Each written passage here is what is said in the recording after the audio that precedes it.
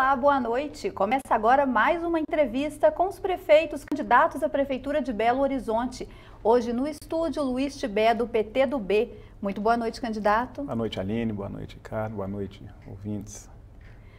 Essa entrevista vai ter duração de 30 minutos, como as demais, e você pode participar ao vivo mandando perguntas para a gente aí no comentário, no post do Facebook. O candidato vai, à medida do possível, responder as perguntas dos internautas e também as perguntas de Ricardo Corrêa, que é o editor de política do jornal O Tempo. Boa noite, Ricardo. Boa noite, Aline. Boa noite, candidato. Candidato, eu começo perguntando, na opinião do senhor, qual é o grande problema de Belo Horizonte, o que motiva inicialmente uma candidatura à Prefeitura de Belo Horizonte, na opinião do senhor? Bem, são vários os problemas. O problema principal é a questão da gestão. Uma gestão hoje que ouve poucas pessoas. Isso é sentimento generalizado na cidade, uma cidade que tem uma gestão até com coisas positivas, como o MEI, como o MOVE, mas que em contrapartida tem uma gestão que não ouve as pessoas, não ouve funcionalismo público, não ouve a cidade do modo geral. Agora, o senhor falou, né, o senhor citou aí como exemplos positivos as UMEIs e o MOVE. Queria que o senhor falasse um pouco mais sobre o MOVE. A sua política para o MOVE, você pretende ampliar ele para outras regiões da cidade? O senhor vê ele como um modelo hoje completo ou aponta algum defeito também no MOVE? Não, tem muito que se fazer. O MOVE realmente é uma solução quando você está nele, tá? E a gente já tem agora até o recurso para o trecho da Amazonas. Mas o grande problema são as alimentadoras. Quando você chega na estação e vai de volta para sua casa, o tempo que você economizou no MOVE você perde nas rotas pouco inteligentes, a não interação com suplementares, a falta de umas ciclovias realmente que funcionem na cidade. Então, a política nossa é, no primeiro momento, fazendo o que é possível com o que a gente tem, porque tem muitos candidatos que estão prometendo metrô e a gente já viu que a população não aguenta mais promessas. A gente viu na eleição passada se perfurar a Avenida Afonso Pena, prospectando, falando que ia sair o metrô e até hoje nada. Não que não seja necessária, é a solução, mas no primeiro momento a gente sabe que o país está em dificuldade, a cidade também, o estado, então a gente tem que fazer com o que tem. Então é fazer linhas inteligentes na hora que você chega na estação e ciclovias realmente que funcionem para levar o cidadão com mais rapidez para casa. Só para ficar clara a questão do metrô, né? Alguns candidatos ainda falam de metrô, outros apontam realmente essa dificuldade de verbas federais e veem que não é o momento para se apostar no metrô e sim apostar em outras modalidades. Sua política inicialmente para a Prefeitura de Belo Horizonte é apostar nessas outras possibilidades. Primeiro a gente tem que resolver com o que tem, que é a coisa que depende só da Prefeitura e dá para fazer imediatamente. O metrô, a gente tem que fazer um grande pacto com a bancada federal. A gente vê os grandes partidos, essa velha política que os partidos acabam a eleição e não se... parece que não acaba a disputa, fica disputando o poder o tempo inteiro, mesmo durante o exercício do mandato. Então, o prefeito tem que liderar um movimento da nossa bancada federal, como é feito em estados do Norte e Nordeste, que a gente vê levar muito mais recursos que a nossa bancada, que é muito maior. A Maria Fernanda, só te interrompendo, porque a Maria Fernanda pergunta se o senhor, por ser deputado federal, teria mais facilidade em articular essa bancada lá para trazer dinheiro para Belo Horizonte. Não, o que eu tenho como deputado federal é a experiência de saber como funcionam as coisas em Brasília. Ou seja, se a gente tiver a unidade da bancada, a gente consegue sim trazer os recursos. O problema é que não se faz um trabalho nesse sentido. Eu estou lá há 6 anos como deputado federal, nunca teve uma reunião do prefeito com todos os deputados tratando isso como prioridade. Não só o metrô, as grandes intervenções que têm que ser feitas na cidade, o problema do Hospital do Barreiro, que é uma coisa assim absurda, a gente vê um hospital daquele tamanho com 10% só de funcionamento, porque precisa de uma ação muito forte da bancada federal. Agora, isoladamente, um deputado não consegue resolver esses problemas, ele tem que ser liderado pelo prefeito para juntos, unidos, a gente trazer os recursos que realmente a cidade precisa. Agora, candidato, você falou, né, durante essa sua última fala sobre a questão da velha política e na propaganda do senhor usa muito esse tema de nova política, uma nova maneira de se fazer. Agora, o senhor não é exatamente novo na política, o senhor já é presidente do PT do B desde 2006, já foi candidato a governador naquela época, já foi vereador, vem de uma família que também já tinha uma atividade partidária, né, comando de partidos. Não é, de alguma forma, não é um pouco incoerente falar de nova política já estando há muito tempo nela? A experiência na política, ela não é ruim. A forma de fazer tem que ser nova. Não pode ter a forma do jeito que é feita hoje pelos grandes partidos. Por exemplo, a relação do executivo com o legislativo é um toma lá da cá, uma troca de cargos, e o vereador hoje na cidade, ele não tem como fazer o papel principal dele, que é legislar e fiscalizar o prefeito. A gente vê o papel totalmente deturpado. E não é só em Belo Horizonte. é no país inteiro, na sua maioria. Então, essa nova forma de fazer política não é que não é pela falta de experiência, muito pelo contrário, eu tenho experiência na política e isso que me dá consistência para fazer uma política de forma diferente. É acabar essa disputa depois que acaba a eleição. Acabou a eleição, é unir as forças em prol da cidade. Isso que é uma nova política, uma nova forma de fazer, não comprometer os serviços agora na eleição, com ajudas que depois vai comprometer o serviço. Essa nova forma, dialogando, nossa candidatura, e vocês acompanharam isso, ela foi construída com 8 partidos, conversando com a cidade, 6 meses antes a gente andando, conversando com as bases, trazendo o maior grupo de candidatos a vereador.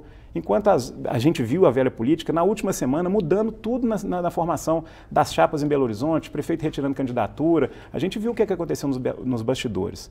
Algum tempo atrás isso poderia ser até elogiado, nossa, foi uma articulação, mas hoje não tem espaço para isso mais. A gente tem que dialogar e isso vai ser não só agora na campanha, mas também na gestão. Agora, na Câmara, muitos dizem que esse toma lá da cá parte muito do Legislativo, às vezes, em relação ao Executivo. Como lidar com uma Câmara Municipal, considerando de que é assim que funciona há muito tempo, e como fazer com que tenha apoio político na Câmara sem lidar com essa coisa das indicações políticas, dos cargos comissionados? É possível achar um outro caminho? Com certeza, com muito diálogo. Os vereadores, na hora que eles chegam, eles têm um monte de demanda, e demanda que eles constatam no dia a dia, tá certo? E hoje acaba que o vereador virou um despachante de luxo. A gente via bem pouco tempo atrás, na Câmara Municipal ainda na Tamóis, umas discussões com muito conteúdo, realmente propositivas, fazendo leis que a cidade realmente precisa. E hoje isso não acontece no parlamento de um modo geral. E isso, quem pode liderar um movimento desse é o Executivo, dialogando, mostrando a importância. Não acontece isso. Eu vejo na Câmara Federal a gente votando várias medidas provisórias e muito poucos projetos próprios nossos, entendeu? Por quê? Porque falta esse diálogo, falta mostrar o que precisa, falta começar essa discussão da legislação, de um modo geral, na própria Câmara Municipal, que é o papel dela. O senhor destaca algum grande projeto que o senhor tenha colocado nesses 6 anos aí em votação na Câmara Federal? Nós colocamos mais de 200 projetos e a gente não conseguiu na Câmara Federal aprovar projetos porque eles passam nas comissões. Destaca um bom, importante, que impacte diretamente na vida do cidadão para a gente, por favor. A questão, por exemplo, da licença paternidade, a gente estender por 5 dias para os pais terem a licença. A questão dos banheiros, hoje numa realidade que a gente vive, a gente não vê banheiros públicos com espaço para os pais trocarem os seus filhos. Enfim, foram vários projetos. Estou destacando aí a aposentadoria, também o aposentado depois, ele não pagar mais a contribuição do imposto de renda. Agora, candidato, em relação a projetos, o senhor tem um projeto que o senhor aponta aqui para a Prefeitura de Belo Horizonte, que é a questão do passe livre estudantil. É claro que todo estudante quer andar de ônibus sem precisar pagar por isso, mas tem um custo muito grande e eu pergunto ao senhor de onde tirar recursos num orçamento absolutamente apertado, com déficit, né? A Prefeitura de Belo Horizonte teve déficit nesse último ano, tirar dinheiro para garantir um passe livre estudantil. Olha, hoje apenas 5%, um pouquinho mais da cidade, recebe o meio passe. Isso tem um custo em torno de aproximadamente 6 milhões de reais. A gente vai fazer com que as empresas voltem a pagar a CGO, que essa gestão liberou, quando teve aumento da passagem. Ela liberou a CGO, só que agora, em janeiro, teve aumento da passagem de 60 centavos. Então, não justifica as empresas deixarem de pagar a CGO. Só de contribuir com essa CGO novamente, que é o que custeia a BH Trans, esse recurso já é suficiente para dar o passe livre para todos os estudantes de baixa renda da cidade. É daí que vai sair o recurso. E isso não vai criar um problema com as empresas? Não, o problema vai ter que ter de discutir que não tem lógica eles deixarem de pagar uma coisa que foi estipulada no contrato que elas fizeram, um benefício que a Prefeitura deu justo naquele primeiro momento onde elas não aumentaram a passagem, mas agora que teve aumento, não justifica deixar de pagar essa taxa. Agora, em relação à BH Trans, há também uma discussão em torno da transparência da BH Trans. Ela recebe os recursos de multas, né, de radares. Eu também aproveito para perguntar ao senhor sobre a opinião do senhor sobre os radares em Belo Horizonte, a ampliação do número de radares, e como fazer para que o cidadão tenha acesso mais claro a esses recursos que estão girando aí na BH Trans e também o contrato com as empresas de ônibus. 100% transparência. A gestão vai ser assim. É um dinheiro público, é o dinheiro que a população está pagando, ela tem que saber como é que ele está sendo empregado, até para ela entender. A questão dos radares, a gente tem que investir fortemente na educação do trânsito, coisa que não é feita. A gente vê a arrecadação não sendo focada na educação, que é o que muda realmente a lógica do trânsito na cidade. Então, a gestão transparente, isso vai ser a meta, inclusive, da nossa gestão de um modo geral, tá? Com ferramentas hoje que a gente tem várias para combater corrupção, combater gasto errôneo na marca, fazer uma gestão realmente inteligente para a gente aproveitar os recursos e poder investir nas áreas que realmente necessitam. Agora, o senhor também propõe a criação de uma Secretaria de Vilas e Favelas em Belo Horizonte. Pergunto como essa secretaria funcionar, em que ela pode ajudar e se isso não vai numa linha contrária de hoje da discussão sobre a redução, né, da máquina pública. Não, na verdade não vai ser uma criação. O nome vai ser Secretaria de Vilas e Favelas, mas ela vai absorver os serviços que já existem na Prefeitura. Por exemplo, a Urbel, o serviço que tem na área da educação, o serviço que tem na área de esporte, o serviço que tem na área de cultura, nós vamos colocar todo no guarda-chuva dessa secretaria, que vai ter uma gestão com as pessoas que realmente entendem das vilas e favelas da cidade. Nós temos lá um público de aproximadamente 20% a 25% da cidade, concentrado numa área de dimensão de 5% do nosso território. E onde tem os maiores problemas, esgoto a céu aberto, a violência contra a mulher, a gente vê os centros culturais pouco aproveitados porque eles não investem na cultura daquela região, muito pelo contrário, eles colocam as coisas que querem que as pessoas usem, não é isso, as pessoas não querem isso. E de lá a gente pode tirar grandes talentos, grandes obras, inclusive com as pessoas que a gente tem de muito talento dentro dessas comunidades. E a Secretaria vai ser assim, para fazer uma gestão diferenciada em um quarto da população da cidade. O candidato, voltando àquela questão da nova política, um jeito diferente de fazer política, alguns internautas aqui estão te questionando sobre a sua campanha, a Prefeitura de Belo Horizonte, nas ruas. A presença de muitas bandeiras. O Igor Laguna diz que outro dia passei pela Pedro I e há diversas bandeiras, ele coloca entre aspas, plantadas em vasos de concreto. Se o senhor não acha que isso polui a cidade, um outro também reclama de poluição sonora, campanha barulhenta. Quer dizer, a população se diz cheia dessa velha política e a sua campanha parece estar um pouco contaminada com esse jeito antigo de fazer e de estar nas ruas. Não, na verdade, isso é uma forma da gente estar comunicando com a cidade. Os partidos nossos, por ser menores, a gente tem um tempo de televisão muito reduzido. A forma que a gente encontrou de comunicar com a cidade é com os carros de som, são as bandeiras que a gente coloca na rua, que não é uma propaganda que suja a cidade, a gente coloca e retira. Esses baldes retira a bandeira, mas o balde fica lá, né? São baldes de concreto. Isso, que eles ficam lá nos passeios, né? E de repente, eventualmente, alguém que está de noite... No passeio não, porque nem pode. Ele fica no canteiro central, onde não tem grama, onde é permitido. Entendeu? Então, esses baldes, eles ficam e a gente retira a bandeira. Onde é usado pelos pedestres, né? Inclusive, assim, as pessoas passam por lá e aí podem... Não, onde o pedestre passa, não é, se está colocado de forma errônea, não é para ser. A instrução é para colocar onde a legislação permite e ele é colocado dessa forma. Inclusive, agora a gente até recebeu instrução para retirar, inclusive, os baldes. Nós estamos fazendo até num formato menor para a gente colocar e retirar. Instrução de quem? Da Justiça? Do TRE, isso. E com relação, porque todas as eleições foi permitido e agora eles acharam, no primeiro momento não tinha definição disso e definiram agora que fosse feito dessa forma. E com relação aos carros de som, é a forma da gente mostrar as nossas propostas. A gente não tem o tempo de televisão e precisa fazer isso chegar à população para elas entenderem, até pelo número grande de candidatos hoje. A gente viu essa mini reforma política. Agora, nos carros de som passam as suas propostas ou só o jingle que vai repetindo? Jingle com as propostas. E a gente alterna e também em região, por exemplo, Secretaria de Vilas e Favelas, a gente roda esse tema nas vilas e favelas. Então, a gente faz isso alternado para que as pessoas consigam entender e com o entendimento disso, elas entram na internet e conhecem um pouco mais as nossas propostas. Candidato, o senhor falou um pouco sobre as vilas e favelas, eu queria a opinião do senhor sobre as ocupações, né? Proposta do senhor para a questão das ocupações em Belo Horizonte, como lidar com esse problema, desapropriação, a recuperação dessas áreas, como o senhor trabalha? É que não são poucas, são 269 loteamentos irregulares, alguns na justiça que a gente não tem como a gestão fazer a interferência, mas os que estão irregulares a gente fazer uma força-tarefa para regularizar e dar o título para essas pessoas, que é o grande anseio delas. Tem muitas pessoas achando que elas querem sair dali, não é simplesmente isso. Tem muita gente que quer ficar onde está e quer regularizar o seu loteamento. Então é a gente entender, dialogar, entender caso a caso e, na medida do possível, ir solucionando, mas com mais eficiência e efetividade. E há pessoas que não estão nem nas ocupações, mas estão nas ruas de Belo Horizonte. O número de moradores de rua é visivelmente maior, né, hoje do que há pouco tempo atrás. Qual a proposta do senhor para a questão dos moradores de rua, em especial essa discussão da Prefeitura, essa legislação que permite que a Prefeitura retire objetos que os moradores de rua não possam carregar? é uma coisa absurda e desumana. E o recurso que se gasta com isso é uma coisa que podia estar sendo feito um trabalho muito diferenciado. A Prefeitura gasta aproximadamente 25 milhões, diz que tem 1.800 moradores de rua, que eu acho que tem um número muito maior. Tá? Algo em torno de R$13 mil por morador de rua ano. Então, não tem lógica eles não estarem extremamente resolvida a situação. Como? Cada caso é um caso. Tem morador que está ali porque está foragido da polícia, tem morador porque brigou em casa e saiu, tem morador porque está desempregado, não tem para onde ir. E a gente não pode tratar essas pessoas de forma desumana, simplesmente pegando as coisas dela e fazendo o tratamento que a gente viu a Prefeitura fazer, dar banhos, é uma coisa assim, absurda. Então a gente tem que entender o problema, buscar a solução. Os abrigos é uma coisa absurda, não consegue resolver a situação de percevejo nos abrigos. As pessoas vão lá para dormir, elas são roubadas, apanham, roubam as coisas delas, estupradas. Então a gente tem que fazer uma gestão melhor nos abrigos, entender o problema para diminuir isso. Em relação à área de saúde, é também um problema que é bem apontado nas pesquisas, como problema no Brasil inteiro.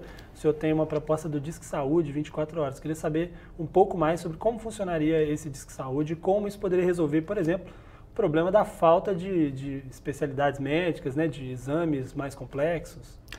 O Disque Saúde vai ser o primeiro atendimento. A pessoa está com algum problema e vai precisar usar a saúde pública, ela vai ligar e já vai ser encaminhada para um local que às vezes não é o mais próximo, mas que é a menor demora de espera. Porque hoje, qual que é o grande problema? Às vezes a pessoa vai para um posto de saúde ou para uma UPA e fica 8 horas esperando pelo atendimento. Então o Disque Saúde, primeiro, vai dar o primeiro atendimento, falando, por exemplo, se você quebrou uma perna, imobiliza dessa forma, vai te encaminhar para onde tem o tempo menor de espera e onde tenha, por exemplo, ortopedista, que não são todos que têm.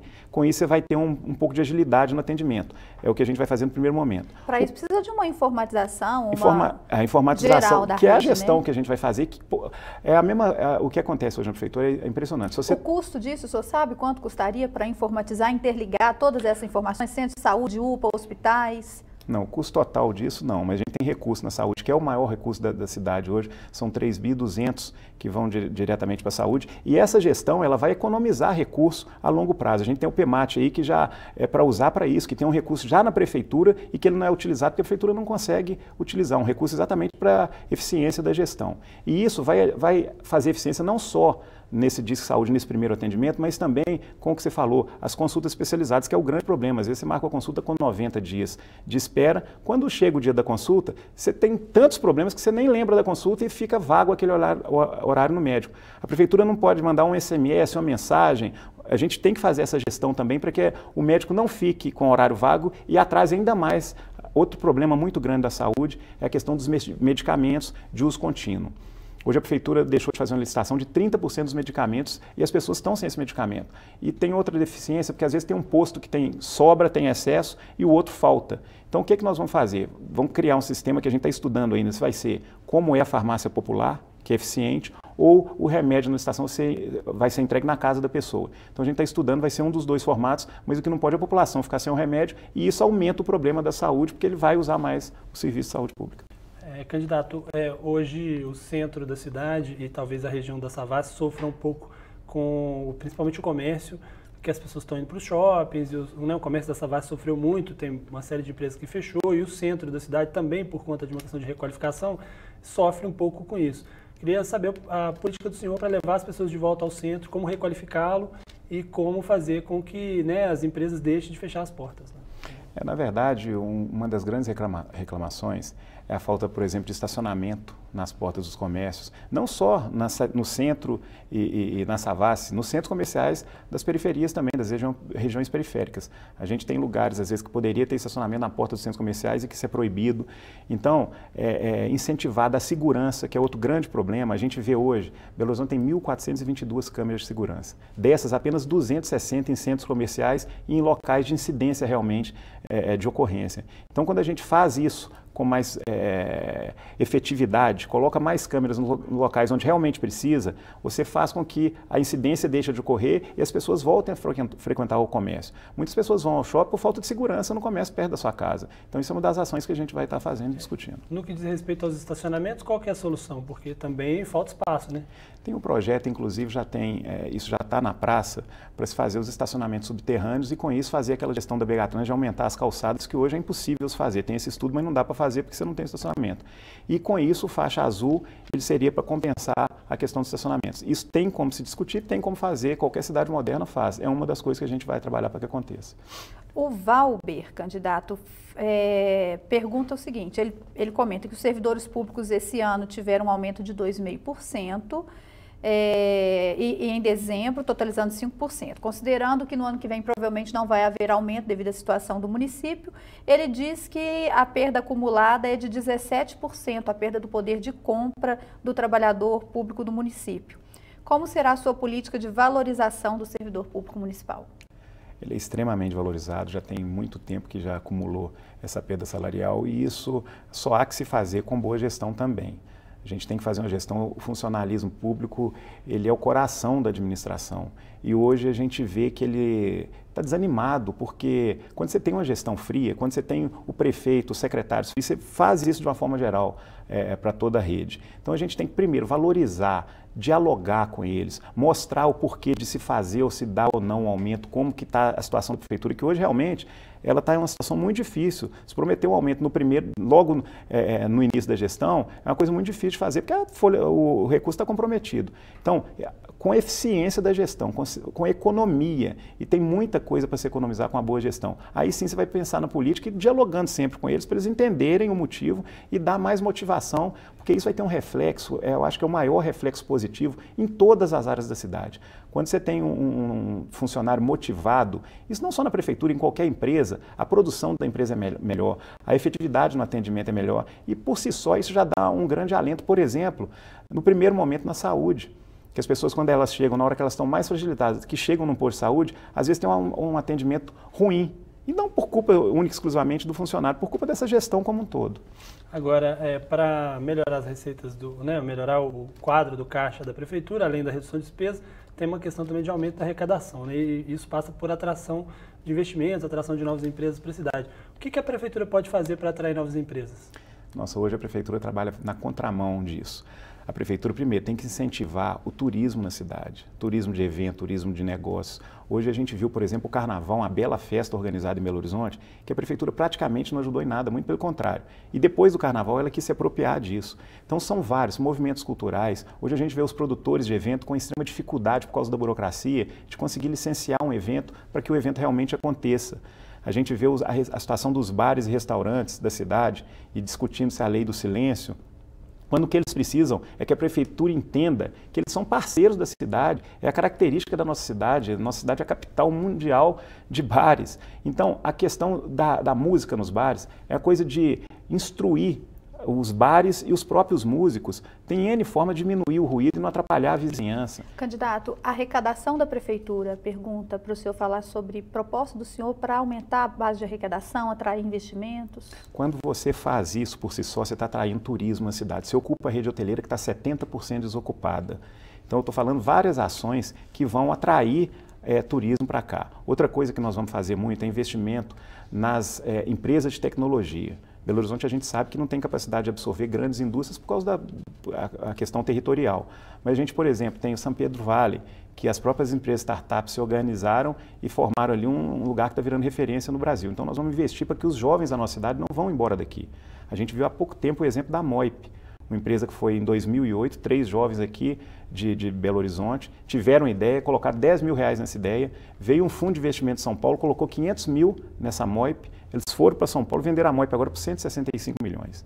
O problema não é nem o dinheiro, o problema é tirar os jovens talentosos da nossa cidade. A gente tem que fazer de Belo Horizonte uma cidade de referência, não só no Brasil, a nível mundial, como o Vale do Silício, enfim, investir nisso para que as empresas de tecnologia, a gente consiga segurar isso aqui e mais que isso. A gente incentivar para que essas empresas, essas coisas que estão surgindo na cidade, elas fiquem instaladas em regiões periféricas, para com isso você conseguir deixar a pessoa trabalhando próximo de sua casa, tendo lazer próximo de sua casa, que você diminui inclusive o problema da mobilidade.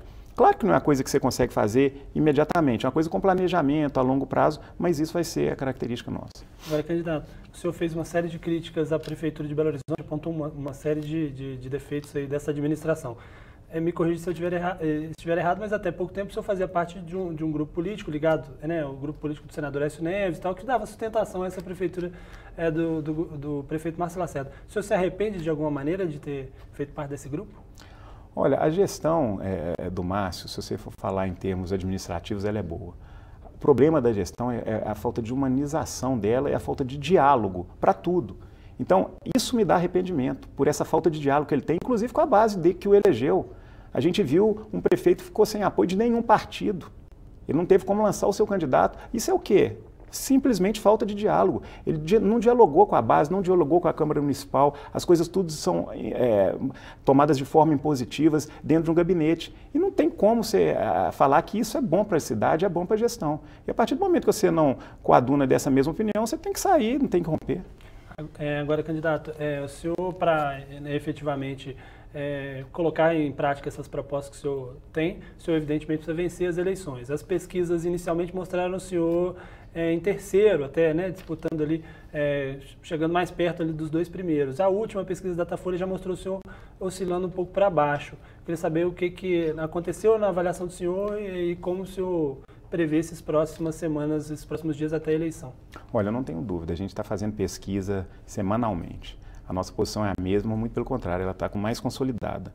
Agora, a forma que essa pesquisa foi feita, ela foi feita de uma forma que só esse instituto faz, que é no centro, pegando as amostras de forma assim, um público mais alto, e não constatou realmente o que a pesquisa a gente tem nos bastidores. Então, nós estamos em terceiros, estamos competitivos, eu tenho plena convicção que nós vamos para o segundo turno. Hoje a cidade ainda não definiu, não entrou no clima de eleição, a gente vê um modelo completamente diferente de tudo que já foi visto e a gente está aprendendo com ele. Por isso até essa efetividade de campanha na rua, a vontade nossa de mostrar as propostas, porque eu considero as propostas as melhores para a cidade, o melhor grupo e fazer de verdade, de forma diferente a próxima gestão. Ô candidato, não há dúvida que o senhor queira muito ser prefeito de Belo Horizonte, o Osmani está inclusive lembrando aqui que 98% dos repasses do PTB, que é o seu partido nacionalmente, PT do B, foram para sua campanha. E aí ele pergunta se é justo focar o fundo partidário em um só político. Esse dado de 98%, inclusive, eu desconheço. Na verdade, não foi isso. A gente fez, não está fazendo campanha só em Belo Horizonte, está fazendo em vários municípios. Mas, com certeza, a estratégia do partido tem que ser focar num lugar que tem a possibilidade de eleição, porque a gente fazendo essa gestão, a gente vai ficar atrativo não só aqui no estado, vai aumentar o partido de um modo geral. Agora, esse dado ele não corresponde com a verdade em hipótese nenhuma. São várias prefeituras que a gente está disputando aqui no estado, a gente está disputando Ipatinga, a gente está disputando São Francisco, a gente está disputando São Lourenço, Frutal, e a gente está organizando essas campanhas todas. Esse dado aí não corresponde em nada com a verdade. Não é nem um pouco perto disso. Não, pelo longe. Menos mais de 50%, então o senhor... Não, isso com certeza. Com certeza. Mas longe totalmente disso. Ô candidato, o Ricardo lembrou aqui no início que o senhor começou a trajetória política já há bastante tempo, 2006, fundou o partido, é dono do partido e foi vereador, deputado federal primeiro, já está em segundo mandato. O senhor se considera um político profissional? Não, Aline, discordo você de falar que eu sou dono do partido. Na verdade, o partido, se você for olhar, é o partido proporcionalmente que mais vem crescendo. A gente teve uma votação aqui em Belo Horizonte que foi exemplo Brasil inteiro. Isso é um fenômeno, o senhor concorda? Foi o segundo partido em número de votos. E eu não estava disputando a eleição municipal. Isso significa o quê? Que a gente está formando grupo. E o nosso grupo está crescendo. O senhor considera isso um desempenho fenomenal ou fora do comum? Não, é o normal de construir grupo e aumentar. Um partido político é isso, a gente trazendo as pessoas que coadunam das nossas ideias, a gente mostrando as propostas, as pessoas estando sempre juntas. Pode olhar que as pessoas que compõem o nosso partido estão há muito tempo nele e só vai aumentando o grupo por coadunarem disso. Se fosse uma coisa pejorativa de dono, quem que ficaria? Muito pelo contrário, o nosso grupo é o que mais cresceu, nós não conseguimos trazer 8 partidos, 310 candidatos. O papel do senhor nisso, o senhor acha importante? Assim, o senhor tem... qual que é a responsabilidade do senhor nesse sucesso do partido? Diálogo, conversa, mostrando o porquê de cada coisa, fazendo como tem que ser feito realmente, não decidindo impositivamente, como não foi impositiva a minha candidatura, muito pelo contrário, até porque ela não teria como extrapolar o partido e partir para os outros. Nós temos 8 partidos. Tinha outros nomes além do seu? Não, no meu partido internamente não teve essa disputa. O partido pediu que eu saísse candidato e no primeiro momento era uma coisa que eu nem tinha pensado nisso. As coisas foram acontecendo muito naturalmente. Então, consolidou internamente no partido, foi mais um partido que veio chegando, outro. Quando a gente viu, ficou um grupo muito forte, que é o maior grupo de Belo Horizonte. Então, isso não é uma coisa de imposição, não é uma coisa de ser dono, muito pelo contrário, é uma coisa de muito diálogo, de uma construção muito democrática, como a política tem que ser feita. Agora, candidato, a gente está chegando ao final, temos aí mais 30 segundos e eu deixo esse tempo para o senhor dar uma última mensagem aos seus eleitores. Agradecer o tempo, agradecer a Alina, agradecer a Ricardo, agradecer a você de Belo Horizonte, que está nos recebendo tão bem, nos dando a oportunidade de mostrar nossas propostas. Vamos intensificar muito a campanha agora na reta final, os candidatos estão super motivados, nossa campanha crescendo a cada dia e vamos sim, rumo ao segundo turno e rumo à vitória nas eleições para fazer uma gestão diferente em Belo Horizonte. Obrigada, candidato. Obrigada, Ricardo. Lembrando que essa série de entrevistas com os 11 candidatos à Prefeitura de Belo Horizonte é promovida pelos jornais O Tempo, Super Notícia e pelo portal O Tempo. Amanhã você confere a entrevista do candidato pelo PSDB, João Leite. A ordem das entrevistas foi definida pelos próprios candidatos pelo critério de resposta ao convite da redação. Os que responderam primeiro tiveram prioridade na data de escolha. Você confere os principais pontos da entrevista com Luiz Tibé nas edições impressas de amanhã de O Tempo e do jornal Super Notícia. Até lá!